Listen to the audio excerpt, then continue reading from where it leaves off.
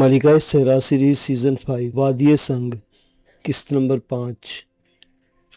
زاہد خاموش رہنے والا آدمی تھا۔ اس پورے سفر نے اس نے بہت کم گفتگو کی تھی اور بہت کم کسی معاملے میں مداخلت کی تھی۔ اپنا کام خاموشی سے سر انجام دینے والا یہ شخص دوسروں کی توجہ بھی نہیں حاصل کر سکا تھا، اور پھر مرزا نصیر بیگ کا ساتھی تھا جسے لوگوں نے اپنے ساتھ رکھ تو لیا تھا، لیکن ہر شخص اس سے احتیاط برت رہا تھا۔ پرانی مہم کے درمیان مرزا نصیر بیگ کی وجہ سے جو گڑبڑ پیدا ہوئی تھی، اس نے سب کو مشکلات میں ڈال دیا تھا، ورنہ شاید اس مہم کی ضرورت پیش نہ آتی اور سارا کام اسی وقت ہو جاتا۔ مرزا نصیر بیگ کی یہ کمینگی وہیں ختم نہیں ہوئی، بلکہ جب اپنی سازشوں میں ناکام ہو کر وہ شہر پہنچا، تب بھی اس نے اپنی برائیوں کا دائرہ بڑھائے رکھا اور نہ جانے کیا کیا حرکتیں کی۔ مائیکل بائر، ریٹا ہاروے اور لارک اینجلو تو دل سے اس کے مخالف تھے۔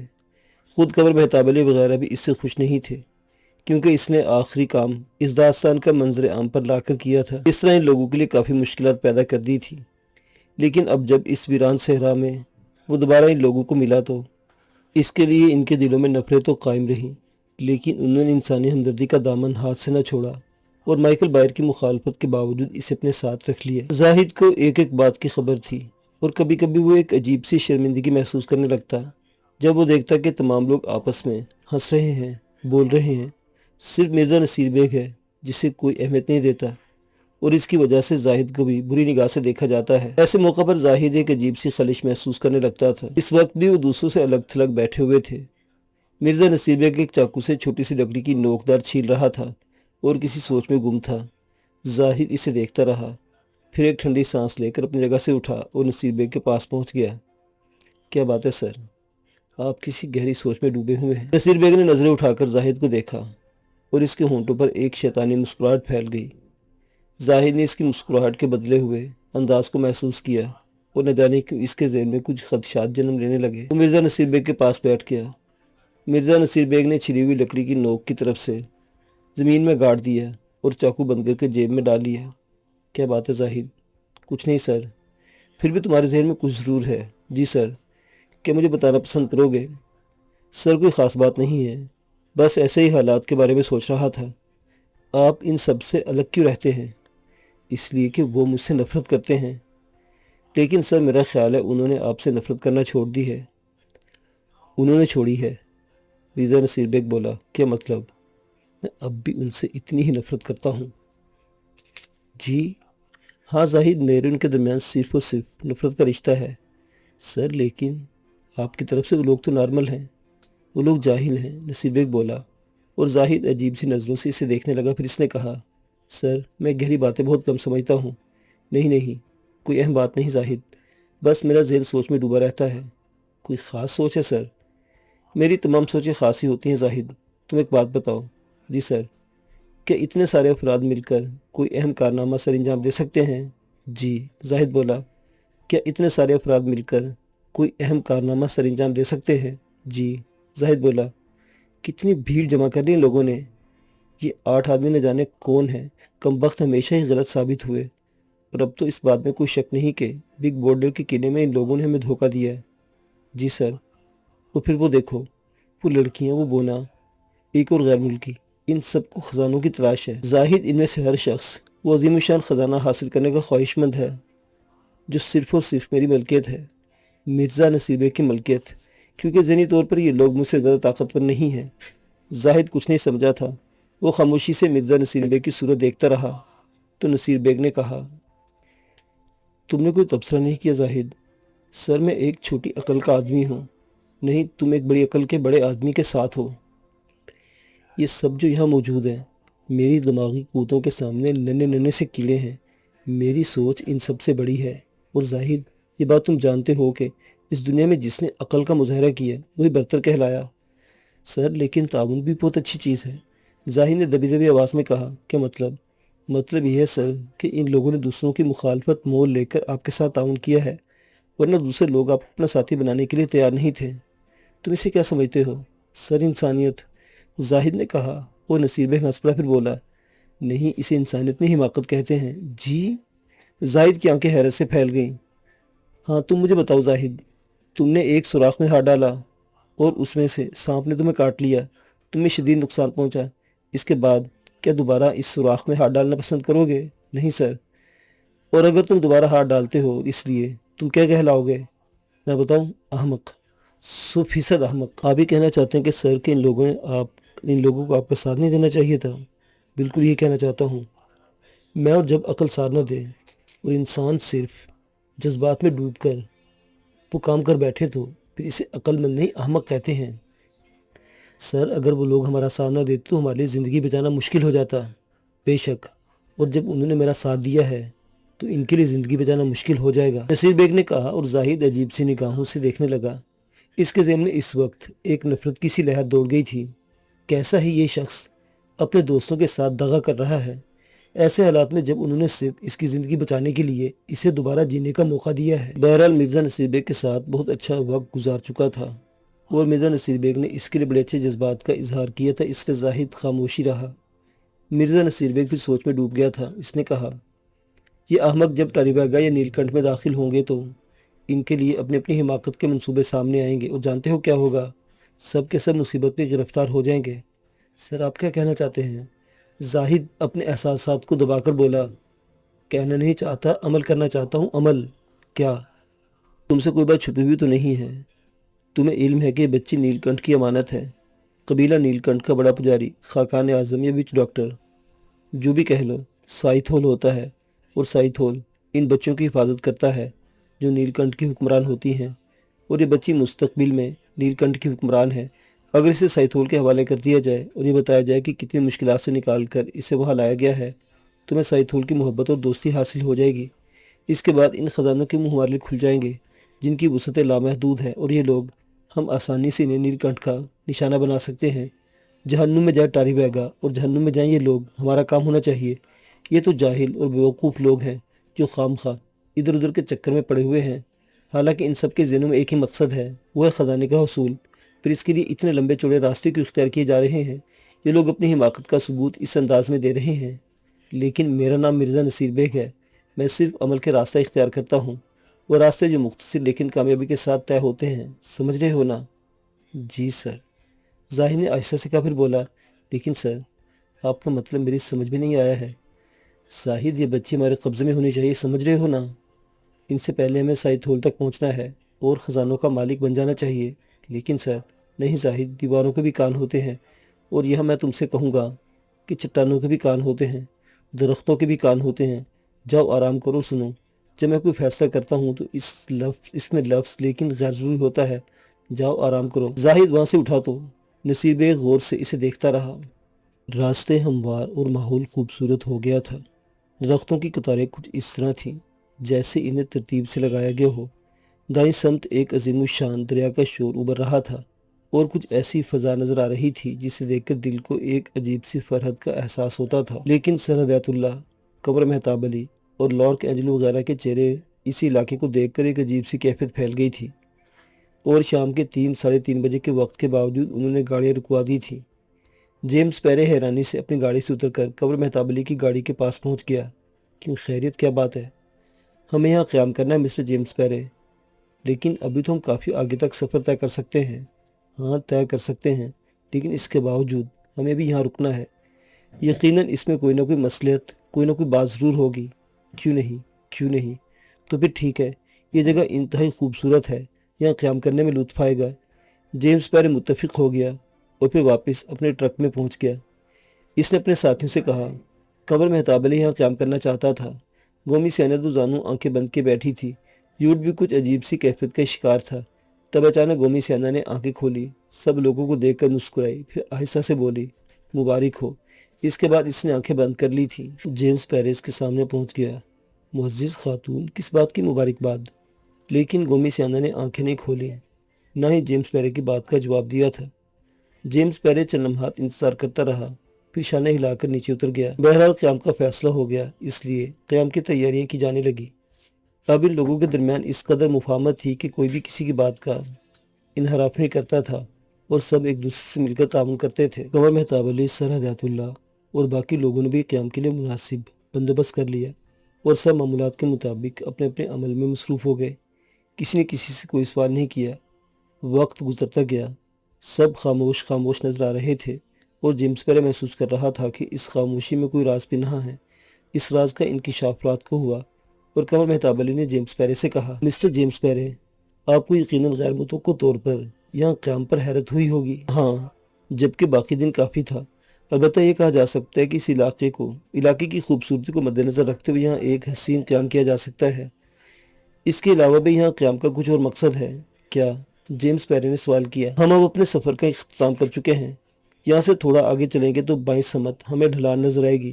یہ ڈھلان تھوڑے فاصلے تک جائے گی، جس کے بعد ایک چٹانی دیوار کے ساتھ ساتھ ہم دریا کے کنارے کنارے آگے بڑھیں گے تو نیل کنٹھ کی وادی آ جائے گی، اور اگر یہی جنگلوں سے ہم داہنے سمت کا سفر اختیار کریں تو کچھ فاصلے پر چل کر ٹاری ویگا کی سرحدوں میں پہنچ جائیں گے۔ جیمس پیرے کی آنکھیں حیرت سے پھیل گئی تھی۔ چند لمحات وہ سکوت میں ڈوبا رہا، پھر اس کے منہ سے نکلا، اوہ مائی گاڈ، اوہ مائی گاڈ۔ کچھ اس حیرت سے اس نے یہ لفظ کہے کہ سب اس کی جانب متوجہ ہو گئے۔ قمر مہتاب علی نے کہا کہ مسٹر جیمس پیرے خیریت؟ ہاں، سب خیریت ہے۔ دن کی روشنی میں جب تم نے یہاں قیام کا اعلان کیا تھا مسٹر مہتاب علی، تو میں نے اپنے ساتھیوں کو تمہارے اس فیصلے کے بارے میں بتایا۔ گومی سیانا آنکھیں بند کے دوزانوں بیٹھی ہوئی تھی۔ اس نے آنکھیں کھولے اور ہم لوگوں کو مبارکباد دی، لیکن اس کے بعد اس نے کچھ اور نہیں کہا۔ اس مبارکباد کے بعد پس پردہ یقینی طور پر اس کے ذہن میں کوئی خاص بات ہوگی۔ بوڑھی عورت سمجھ گئی ہوگی کہ ہم ٹاری ویگا کی سرحد پر آگے ہیں۔ ایسی ہی بات ہے، لیکن قمر مہتاب علی یقینی طور پر، کیونکہ آپ لوگ پہلے آ چکے ہیں، اس لیے آپ سے اندازے کی کوئی غلطی تو نہیں ہوئی ہوگی۔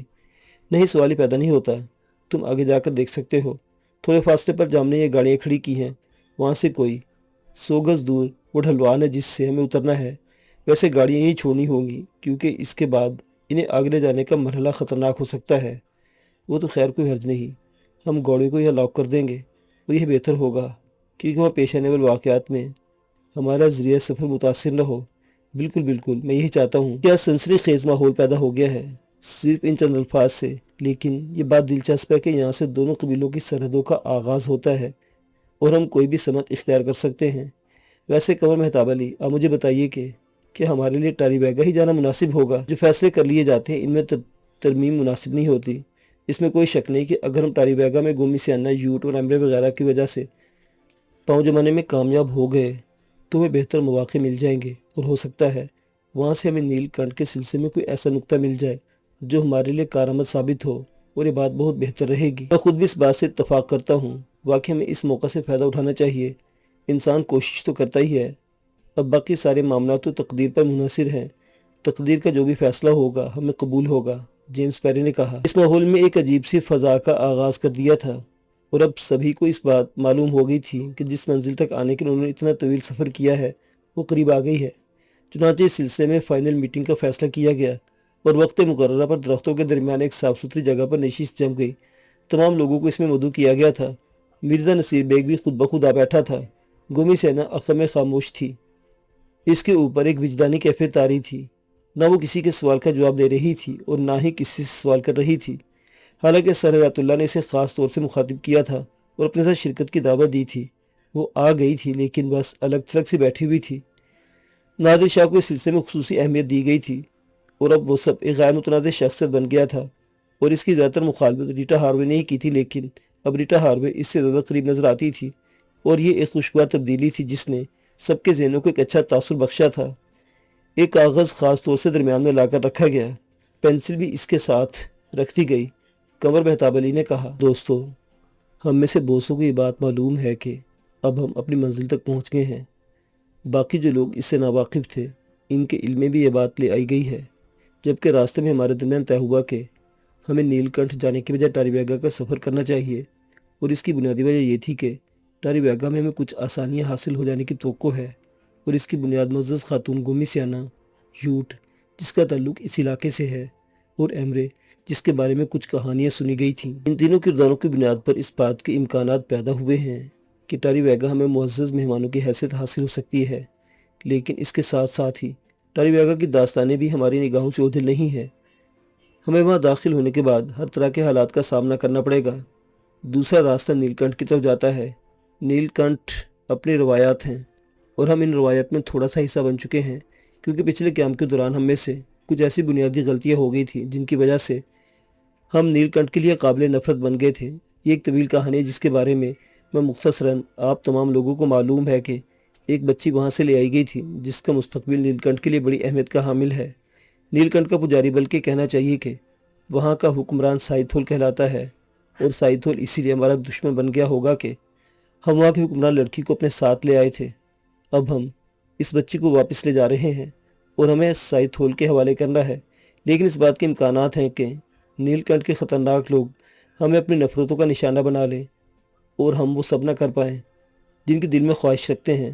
مطلب یہ ہے کہ نیل کنٹھ کے خطرناک لوگ ہمیں اپنی نفرتوں کا نشانہ بنا لیں اور ہم وہ سب کچھ نہ کر پائیں جن کے دل میں خواہش رکھتے ہیں۔ مطلب یہ ہے کہ وہ ہمارے لیے حالات کو رفتہ رفتہ اپنے قابو میں کریں اور کوئی ایسا عمل کرے جس سے ہمیں نیل کنٹھ میں دوستوں کی حیثیت حاصل ہو جائے، تو ہمارے لیے زیادہ موضوع باقی رہے گا۔ اس کے بعد کے معاملات آپ سب لوگ اس مہم میں شریک کار ہیں، اور ہم میں سے کوئی اس سلسلے میں اپنے طور پر غداری کرنے کی کوشش کرے گا تو سب سے پہلے ہمارے عطاب کا نشانہ بنے گا، اور اس کے بعد نیل کنٹھ کے لوگوں کے عطاب کا۔ میں سب سے پہلے ان راستوں کی نشاندہی کر دیتا ہوں اور آپ لوگوں کو مشورے کا طالب ہوں۔ کاغذ پر راستوں کا نقشہ بنایا گیا اور اس سلسلے میں بھی گومی سینا سے مدد مانگی گئی، لیکن اس نے خاموشی اختیار کیے رکھی تھی اور یہ لوگ اس سے کسی مسئلے میں مجبور کرنے کی صلاحیت نہیں رکھتے تھے۔ بہرحال سب سے پہلے لوگوں سے اس مسئلے پر رائے لی گئی کہ نیل کنٹھ کا سفر اختیار کیا جائے یا ٹاری ویگا کا۔ کسی نے بھی اس بات کی مخالفت نہیں کی کہ ٹاری ویگا کا سفر اختیار نہ کیا جائے۔ سب اس بات سے متفق تھے کہ خطرے کو کم کرنا زیادہ موزوں رہے گا، خاص طور سے جیمز پیرے۔ بہرحال یہ مسئلہ متنازع ثابت نہیں ہوا، سب نے ٹاری ویگا جانے کا فیصلہ کیا تھا۔ پھر کنور مہتاب علی نے کہا، پچھلے کچھ واقعات میں خصوصاً مرزا نصیر بیگ کی جانب سے بد عہدی ہوئی تھی اور اس کی وجہ سے ہمیں شدید مشکلات کا سامنا کرنا پڑا۔ نصیر بیگ نے جو کچھ کیا وہ ایک بدترین عمل تھا، لیکن اس کے بعد جب وہ ہمیں یہاں ایک بے کسی کے عالم میں ملا تو انسانی ہمدردی کی بنا پر ہم نے اس کے پچھلے گناہ معاف کر دیے۔ لیکن ایک بات اب بھی ہمارے ذہن میں موجود ہے، وہ یہ کہ مرزا نصیر بیگ دل سے ہماری جانب راغب نہیں، بلکہ اس نے صرف وقت سے تعاون کیا ہے۔ میں مرزا نصیر بیگ سے اس بات کی وضاحت چاہتا ہوں۔ مرزا نصیر بیگ آگے بڑھ کر آیا اور اس نے شرمسار لہجے میں کہا، اصولی طور پر ایک غیرت مند آدمی کو جب اس وقت تمام معاملات سے دستبردار ہونا جانا چاہیے جبکہ اس کی بے غیرتی کا پردہ چاک ہو چکا ہو۔ ہاں، مجھے پورا احساس ہے کہ میں بہت باظرف لوگوں کے درمیان ہوں جنہوں نے میری تمام برائیوں کو نظر انداز کر کے ایک بار پھر مجھے اپنے درمیان جگہ دی ہے۔ دوستو، بے شک خزانے انسان کے لیے بنیادی حیثیت رکھتے ہیں، اور کون ہے جس بات سے انکار کر سکے کہ اس کے دل میں دولت کی خواہش نہیں۔ میرے پاس بہت کچھ موجود ہے، اتنا کچھ کہ مجھے زندگی میں کسی تکلیف نہ ہو، اور میرے ساتھ جتنے لوگ منسلک ہیں وہ بھی عیش و عشرت کی زندگی بسر کریں۔ لیکن اس کے باوجود میرے دل میں بھی یہ خواہش ہے کہ ان خزانوں میں سے تھوڑا سا خزانہ میری بھی ملکیت ہو۔ میں اس سے انحراف نہیں کرتا کہ میرا دل لالچ سے پاک ہے، لیکن جو کچھ مجھ سے سرزد ہو چکا ہے اس نے مجھے خون کے آنسو رلائے ہیں، اور آج یہ حقیقت ہے کہ میں آپ کو اس گروہ میں سب سے زیادہ نیچ اور گھٹیا انسان سمجھتا ہوں۔ آپ لوگوں نے غور کر لیا ہوگا، آپ کے درمیان میرے رہنے کا انداز بھی ایسا ہی ہے۔ کوئی شریف آدمی اسے قبول نہیں کر سکتا، لیکن یہ وہ سزا ہے جو میں نے خود اپنے لیے منتخب کی ہے اپنی احمقانہ سوچ کی بنیاد پر، اور میں اس بات پر اتنا نادم ہوں کہ شاید آپ لوگ یقین نہ کر پائیں۔ میں یہ چاہتا ہوں کہ ایک حلف برداری کی رسم ادا کی جائے اور ہر شخص یہ حلف اٹھائے کہ وہ ایک دوسرے سے غداری نہیں کرے گا اور گروہ کے مفادات اور فیصلوں کی پابندی کرے گا۔ یہ اچھی تجویز ہے، مجھے پسند ہے، لارڈ کینجلو نے کہا۔ ہم سب کو بھی کوئی اعتراف نہیں اور نہ ہی کوئی اعتراض ہے۔ مرزا نصیر بیگ اگر اپنی دیانت کا اظہار کرنے کے لیے حلف برداری کی اس رسم کا آغاز کرنا چاہے تو اس کے لیے انہی سے ابتدا کی جائے۔ چنانچہ اس رسم کا آغاز ہو گیا۔ مرزا نصیر بیگ نے متبرک قسمیں کھا کر کہا کہ وہ پورے گروہ میں شامل رہ کر ہی کام کرے گا اور اپنے طور پر کوئی ایسا عمل کرنے کی کوشش نہیں کرے گا جو گروہ کے منصوبوں کے خلاف ہو، اور وہ زندگی کی آخری سانس تک گروہ کے ساتھ منسلک رہے گا اور کہیں بھی کوئی بدمعاملگی نہیں کرے گا۔ یہی قسم زاہد نے بھی کھائی، اور اس کے بعد ایک بعد دیکھ رہے یہاں موجود ہر شخص نے، یہاں تک کہ گومی سیانا نے بھی اپنا موڈ توڑ کر اٹھ کر کھڑی ہوئی۔ اس نے بہت سی قسمیں کھائیں، لیکن اس کے فوراً بعد وہ وہاں سے بھاگی اور اچھل کر نہ جانے کیا عمل کرنے لگی، اور پھر وہ ایک مجھے درخت کے نیچے جا بیٹھی اور اس نے دونوں آنکھیں بند کر لی۔ غرض یہ کہ آدھی رات تک یہ ہنگامہ خیز ماحول جاری رہا۔ ہر شخص کے ذہن میں طرح طرح کے خیالات تھے۔ وہ لوگ گومی سیانا سے ٹاری ویگا کے بارے میں زیادہ سے زیادہ معلومات حاصل کرنا چاہتے تھے، لیکن گومی سیانا پر تو اس وقت کیفیت ہی عجیب طاری تھی۔ وہ بار بار جگہ بدلنے لگتی اور ایک عجیب سی بے چینی کا شکار تھی۔ تھوڑا سا پریشان کن خیال زاہد کے دل میں بھی تھا، کیونکہ مرزا نصیر بیگ جس خیال کا اظہار کر چکا تھا وہ زاہد کے دل کو چبھ رہا تھا۔ اب چونکہ مرزا نصیر بیگ نے حلف برداری کی اس رسم میں خود ہی پیشکش کی تھی، زاہد نے سوچا کہ ممکن ہے اسے اپنی احمقانہ سوچ کا احساس ہوا ہو اور اب وہ ان لوگوں کے ساتھ مخلص ہو۔ غرض یہ کہ ہر شخص اپنے اپنے طور پر سوچ میں ڈوبا ہوا تھا۔ آدھی رات سے زیادہ کا وقت گزر گیا تو یوٹ خاموشی سے اپنی جگہ سے اٹھا اور گومی سیانا کے سامنے جا بیٹھا۔ گومی سیانا اس وقت بھی ایک درخت کے نیچے آنکھیں بند کیے بیٹھی تھی۔ یوٹ نے کچھ دیر خاموشی اختیار کرنے کے بعد اس سے کہا، بزرگ خاتون، میں وہ ہوں جس کے بارے میں خود تو نے عجیب و غریب الفاظ ادا کیے ہیں اور میں تجھ سے رہنمائی کا طالب ہوں۔ گومی سیانا نے نظریں اٹھائیں، یوٹ کو دیکھتی رہی، پھر آہستہ سے بولی، بہت مشکل حالات سے گزرنا ہے ننھے انسان، حالات بہت مشکل ہوں گے اور سب یہ جو سوچ رہے ہیں کہ اس قدر آسان نہیں ہے، لیکن اگر انہوں نے اپنا ارادہ بدلا انہیں زیادہ نقصانات کا سامنا کرنا پڑے گا۔ اور سن چھوٹے سے آدمی، وہ ٹری بیگا کے پجاری، تیرا کردار تو ان سب کی زندگی کا باعث بنے گا، لیکن وقت سے مکمل سمجھوتا کرنا اور کہیں چوک نہ کھانا۔ میرے مشورے تیرے ساتھ رہیں گے اور میں اپنی زندگی کی اختتام تک جا رہی ہوں۔ مجھ سے جس قدر فائدہ اٹھا سکتا ہے اٹھانا، لیکن اس بات کو بھی ذہن میں رکھنا کہ کوئی تیرا رازدار نہ بننے پائے۔ کیا میرا آقا بھی؟ ہاں تیرا آقا ہے میرے، ذرا وقت کا انتظار کر، دیکھ کیا ہوتا ہے۔ میں صرف ایک بات جاننا چاہتا ہوں گومی سینا، کیا میرے آقا کی زندگی کو کوئی خطرہ تو نہیں؟ کسے کیا خطرہ ہے یہ تو وقت ہی جانتا ہے، اور ستارے بھی بس اتنا کہتے ہیں جتنا انہیں اجازت ہوتی ہے، ورنہ وہ بھی عطاب میں آ جائیں، سمجھ رہا ہے نا؟ لیکن جو کچھ اس نے کہا وہ غور سے سن لینا اور میرا ساتھ رکھنا، یہ تیرے لیے ضروری ہے۔ تیری ہدایت کے بغیر میں کچھ نہیں کروں گا، لیکن یہ بتا دے کیا ان لوگوں کے لیے تباہی مقدر ہے؟ نہیں کہہ سکتی، بالکل نہیں کہہ سکتی۔ کوشش انسانی فرض ہے۔ پراسرار قوتیں لوگوں کا ساتھ دیتی رہیں جو خطرات میں کودنا جانتے ہیں، اور کون جانے وہ پراسرار قوتیں کس کے ہمراہ ہیں، لیکن ایک حقیقت ہے، جس کے دل میں نیکی ہوئی اور جو صحیح راستوں پر رہا وہی سچا عمل کر سکتا ہے۔ بس اب جا، تیرا میرے پاس بیٹھے رہنا زیادہ مناسب نہیں۔ یہ رات میرے لیے ستاروں کی رات ہے، آج بہت کچھ معلوم کرنا ہے ان سے، تاکہ جب بھی تجھے میری ضرورت ہو میں تیری رہنمائی کر سکوں۔ یوٹ خاموشی سے اپنی جگہ سے اٹھا اور گردن جھکائے اس جگہ چلا آیا جہاں ایمر زمین پر دراز تھا۔ نصیر بیگ جاگ رہا تھا، اس پر شیطان غالب تھا۔ جس منصوبے کے بارے میں اس نے زاہد کو بتایا تھا وہ وقتی اتفاقی نہیں تھا، اس نے اس پر خوب غور کیا تھا، نہ صرف غور کیا تھا بلکہ کچھ عملی اقدامات بھی کر ڈالے تھے۔ مثلا اس وقت اس کے پاس ایک جیب کی چابی موجود تھی اور اس نے بڑی محنت سے چابی حاصل کی تھی۔ اس نے نگاہ رکھی تھی کہ چابیاں کون کون کہاں رکھتا ہے۔ یہ چابی سے لارک اینجلو کے لباس سے حاصل کی تھی اور اسے بڑی احتیاط سے اپنے لباس میں پوشیدہ کر لیا۔ ہر پہلو مد نگاہ رکھا تھا اس نے۔